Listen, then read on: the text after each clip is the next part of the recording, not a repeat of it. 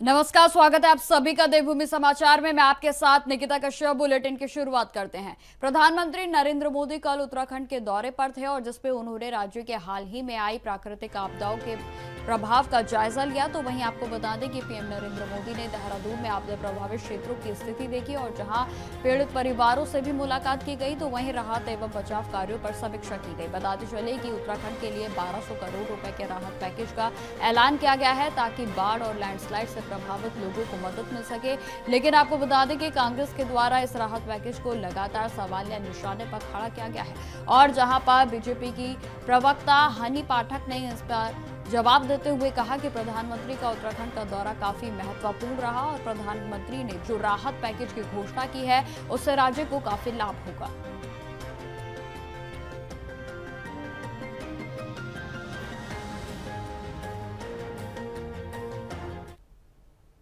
आगामी सन 2027 में उत्तराखंड में आयोजित होने वाले अर्ध कुंभ को लेकर उत्तराखंड की सरकार पूर्ण कुंभ के सम्मान में भव्य और दिव्य बनाने की योजना बना रही है। तो वहीं आपको बता दें कि इस संदर्भ में मुख्यमंत्री पुष्कर सिंह धामी और प्रदेश के वरिष्ठ अधिकारियों की बैठकें शुरू हो चुकी हैं और इसी कड़ी में मुख्य सचिव आनंद वर्धन ने आज हरिद्वार पहुंचकर कुंभ मेले की तैयारियों का जायजा लिया। तो वहीं आपको बता दें कि मेले में क्षेत्र के कोर एरियाज का निरीक्षण किया गया है। पत्रकारों से बातचीत में आनंद वर्धन ने यह भी जानकारी दी कि कुंभ मेले के कोर क्षेत्रों में हो रहे कार्यों और परियोजनाओं की समीक्षा की गई है। उन्होंने कहा कि अर्ध कुंभ को पूर्ण कुंभ की तरह ही मनाने का फैसला अखिल भारतीय अखाड़ा परिषद और साधु संतों के साथ विचार विमर्श के साथ किया गया है और इसके अलावा स्थायी प्रकृति के कार्यों की भी स्वीकृति पहले ही दे दी जा रही है। देखिए, जो भी साधु संत और अखाड़ों से संबंधित जो भी गतिविधियां या जो शाही स्नान या पेशवाई होती है वो उन अखाड़ों के और अखाड़ा परिषद और साधु संतों के निर्णय के अनुसार ही होगा और जैसा वो निर्णय लेंगे सरकार वैसा काम करेगी। उसमें जो भी हरिद्वार शहर की आवश्यकता होगी और जो उससे संबंधित व्यक्ति और लोग या समूह होगा उनके साथ विस्तृत विचार विमर्श करने के पश्चात ही निर्णय लिया जाएगा। सर, स्थायी और अस्थायी किस तरह के कार्य सर होंगे सर? नहीं, देखिए, अभी तो कार्य स्वीकृत होना शुरू हुआ है। अभी जो लॉन्ग ड्यूरेशन के काम हैं जिसमें कि समय लगने की संभावना है, जिसमें 8 से 10 महीने 1 साल लगता है, अभी उसकी स्वीकृति दी जा रही है और जो टेम्पररी वर्क्स हैं वो समय आने पर उसकी स्वीकृति। खबरों में आगे बढ़ते हैं। अब खबर देहरादून से है, जहां पूर्व मुख्यमंत्री हरीश रावत और कांग्रेस के विधायक प्रीतम सिंह ने आज संयुक्त प्रेस कॉन्फ्रेंस कर केंद्र और राज्य सरकार की आपदा प्रबंधन में कथित विफलताओं को लेकर तीखे आरोप लगाए हैं। बताते चले कि प्रीतम सिंह ने प्रधानमंत्री नरेंद्र मोदी के द्वारा घोषित 1200 करोड़ के पैकेज को ऊंट के मुंह में जीरा बताकर वहां पर आपको बता दें कि इसको पूरे तरीके से नाकाफी बताया है। तो वहीं आपको बता दें कि 2013 की आपदा के दौरान केंद्र सरकार के द्वारा किए गए सुधारों की तुलना करते हुए इस बार केंद्र की गंभीरता की कमी जो है उन्होंने जताई। तो वहीं आपको बताते चले कि तमाम विषयों पर उनकी ओर से चिंता को व्यक्त किया गया। मेरा ख्याल है ये प्लस है जो राज्य सरकार जो मिल चुका है उसमें प्रधानमंत्री कोष से प्लस है जो मैं समझ पाया हूँ। लेकिन प्रश्न ये है कि आप आपदा पीड़ितों का जो कर्ज है, जो बगीचे लेने के लिए और मकान टूटने के लिए, होम स्टे लेने के लिए जो कर्ज लिया था बैंकों से, जो अभी उनके सर पर लटक रहा है, उसको कब माफ़ करेंगे? राज्य सरकार को निर्णय लेना चाहिए। और आप तो पैसे की घोषणा भी होगी, आप तो माफ़ कर दो। अब तो जो है रिकंस्ट्रक्शन के लिए कोई पॉलिसी सामने लाने का काम कर दो। और देखिए, हमारी एक बात हम साफ करना चाहते हैं, ये आपदा जो हिमालय में आ रही है इससे सारा राज्य प्रभावित है। कोई हिस्सा जो है राज्य का ऐसा नहीं है। भावर भी, तराई भी, हरिद्वार भी सब आपदा की चपेट में है। हमारे जनजीवन पर इसका गहरा असर पड़ा, हमारी इकोनॉमी पर गहरा असर पड़ा। एक कमेटी का गठन किया गया था और उसमें 582 मलिन बस्तियों को चिन्हित किया गया था और उन मलिन बस्तियों को मालिकाना हक देने की शुरुआत भी हमारी सरकार ने प्रारंभ किया। लेकिन उसके बाद मलिन बस्तियों के साथ जिस तरीके से सरकार लगातार घोर उपेक्षा करने का काम कर रही है, मलिन बस्तियों में भय का वातावरण जो है बनाने का काम कर रही है। लाल निशान लगा करके लोग आज डरे हुए हैं, सहमे हुए हैं। तो निश्चित रूप से कांग्रेस ने विधानसभा के माध्यम से एक कानून भी बनाया था कि हम मलिन बस्तियों को मालिकाना हक देने का काम करेंगे। उसको भी जो है सरकार मानने के लिए तैयार नहीं, उसका भी लगातार उल्लंघन हो रहा है। प्रदेश में जो है मुख्य विपक्षी दल होने के नाते मलिन बस्तियों को संरक्षित करने के लिए, जैसा भी पूर्व मुख्यमंत्री आदरणीय हरीश राव जी ने कहा, हम सरकार का घेराव करने का भी काम करेंगे।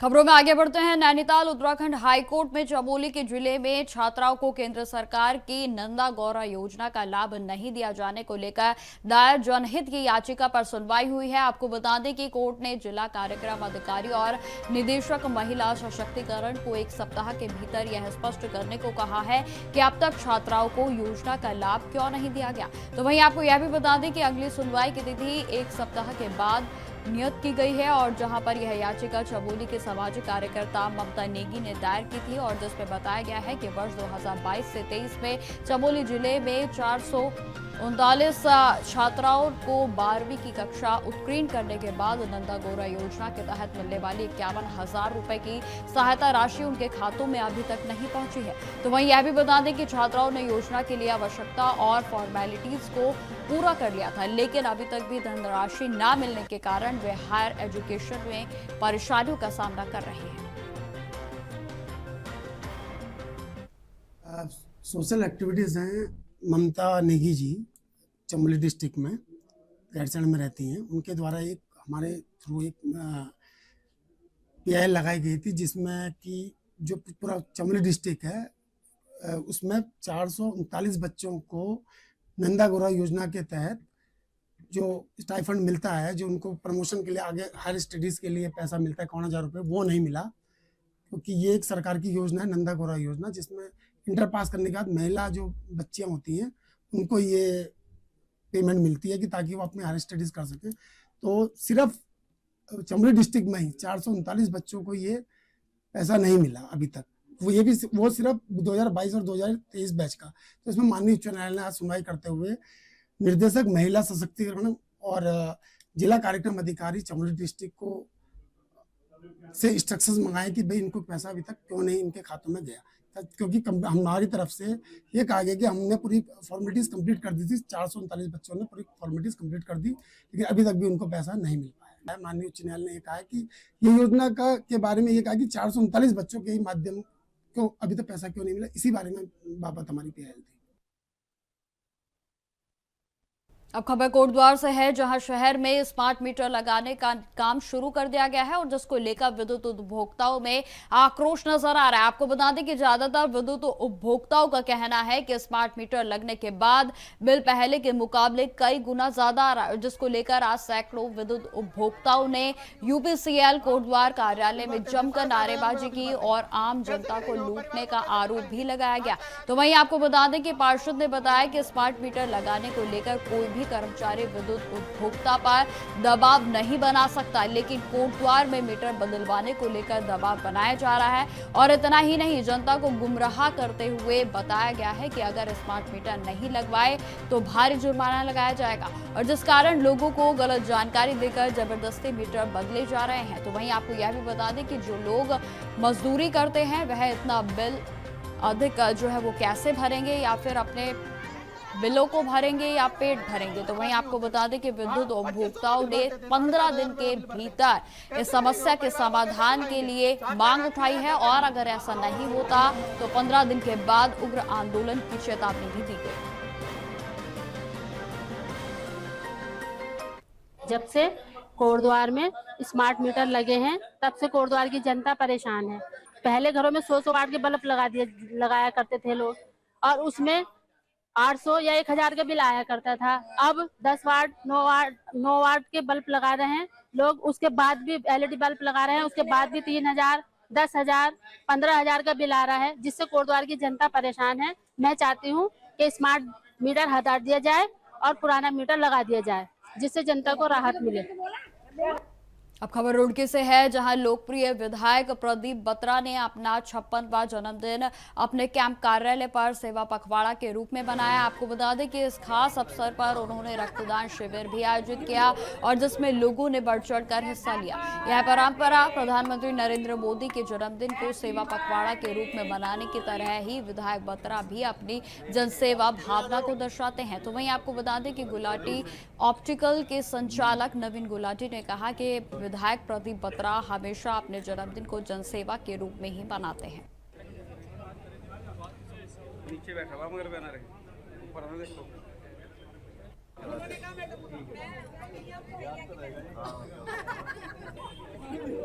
ये आज जो है प्रदीप बत्रा जी माननीय विधायक जी हैं, उनके यहाँ हमारा ब्लड कैंप लगा है, उनके कैंप कार्यालय के। तो अभी ब्लड कैंप में हमारे पास लगभग 35 से 40 यूनिट ब्लड आ गए हैं।